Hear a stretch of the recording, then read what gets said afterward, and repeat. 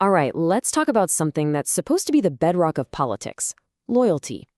It should be like a shield, right? Protecting our democracy. But what happens when that shield is, well, more like Swiss cheese? Today, we're diving into India's anti-defection law. It was created to stop politicians from betraying their voters. But honestly, it's turned into a masterclass on how to game the system legally. I mean, think about it. What's stopping a politician you voted for, someone you believed in, from just switching to the rival party tomorrow? You vote for them, their party, their promises, and then poof, they're on the other side. It's not just a broken promise, is it? It feels like a total betrayal of your trust, and it really makes you question the whole system. And this whole chaotic business, it actually has a name: political horse trading. Yeah, it's the really ugly side of politics. We're talking about legislators jumping from one party to another, usually for some personal perk, maybe a big pile of cash or a fancy cabinet position. And the result? Governments fall, the country gets unstable, and the will of the people, well, that just gets thrown out the window. So, to stop this crazy game of political musical chairs, India decided to introduce a hero into its constitutional story. A new rule designed to put an end to all this party hopping once and for all. And this is it, the Anti-Defection Law.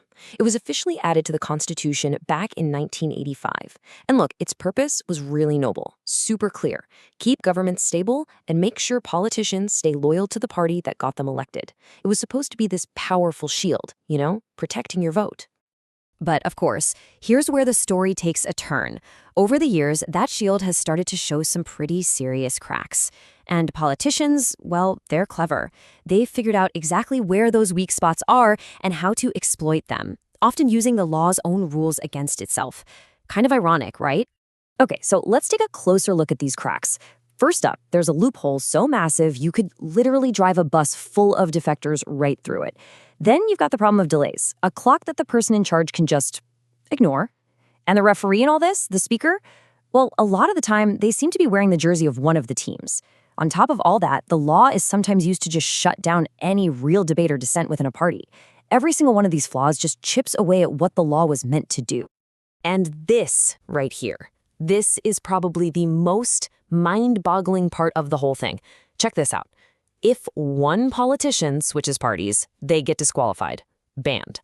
But if a massive group, 2/3 of the party's legislators, all decide to switch together, the law doesn't call it a defection, it calls it a merger. And it's totally legal. The message is just wild. Don't you dare switch parties by yourself. But hey, if you bring a huge crowd with you, it's all good. And this quote just hits the nail on the head. You see the problem, right? Instead of preventing these big, destabilizing splits, the law actually kind of legitimizes them. It basically hands politicians a legal playbook on how to hijack an entire party, as long as they can get enough people to go along with it. Okay, so this all sounds a bit abstract, right? Let's see how it actually plays out in the real world. We're going to dive into our first case study, a massive power struggle in Maharashtra, where this exact loophole caused an absolute political earthquake.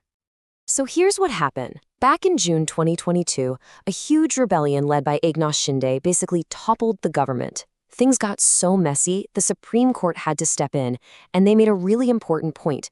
The elected MLAs aren't a separate entity from their political party. But then, and this is the wild part, in January 2024, the state speaker just ignored that. He ruled that the group of rebels was the real party and tossed out all the disqualification requests against them. And the speaker's whole decision came down to this one number: 37 out of 55. Because this rebel group had more than 2/3 of the party's MLAs, he just said, yep, you guys are the real party now. This was that giant loophole, the mass defection rule, playing out on the biggest stage imaginable. As you can imagine, legal experts were just floored. Their criticism was sharp and to the point. This ruling basically says that a bunch of elected lawmakers can just hijack the entire political party they belong to. I love this analogy for it. Think of the political party as a whole company: the brand, the history, everything. The legislators, they're just the current sales team. What the speaker's ruling did was essentially say, congrats, sales team, you now own the entire company. It's a huge deal. All right, let's move on to our next case. This one tests a completely different crack in that shield we talked about. This is the loophole of just waiting. What happens when the person who's supposed to make a decision just doesn't? So the scene is Telangana. Between March and April of 2024, 10 MLAs from the BRS party jumped ship to the ruling Congress party. Naturally, their old party, BRS, was not happy. They filed petitions demanding these MLAs be disqualified. The clock was officially ticking. Or so you'd think. But the speaker, the guy in charge of the whole process, he just sat on it, did nothing. Months went by. It got to the point where the Supreme Court had to step in and basically lay down the law. They said, you can't let these cases drag on forever. The court made it clear that using delay as a political tool just wasn't acceptable anymore. So it's pretty clear, right? The shield is broken. Politicians have found the holes and they are marching right through them. But the story isn't over.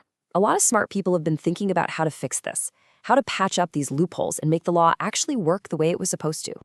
And the proposed fixes are pretty direct. Let's break them down. Problem 1, the speaker might be biased. The solution?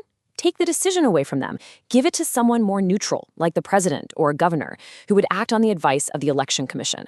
Problem 2, endless delays. Solution, a strict 3-month deadline, no more excuses.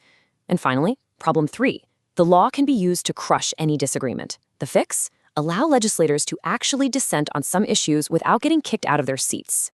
And all this brings us to one final, really big question. We can try to patch all the holes in this law, sure, but does that fix the root of the problem? Is the issue really just a few poorly written sentences in the Constitution, or is it something deeper? A lack of political will, where the hunger for power just completely overshadows the spirit of the law and what's right for democracy? That, I think, is the question we're all left with.